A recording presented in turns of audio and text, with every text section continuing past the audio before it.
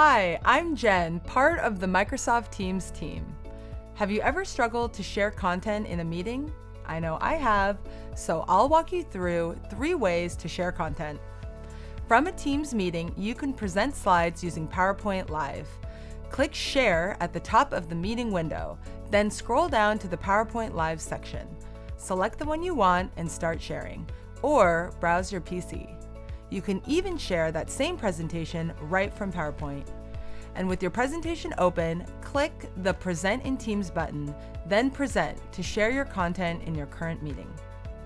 Now let's say you want to share a document or image that's open on your computer.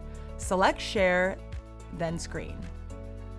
Once you've started sharing, you can start collaborative annotations by clicking the pen icon at the top of the screen to highlight areas, add notes, or even let anyone in the meeting annotate on top of what's being shared.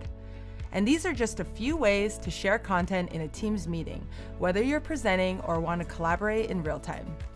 And for more inspiration, Teams tips, or how-tos, don't forget to subscribe.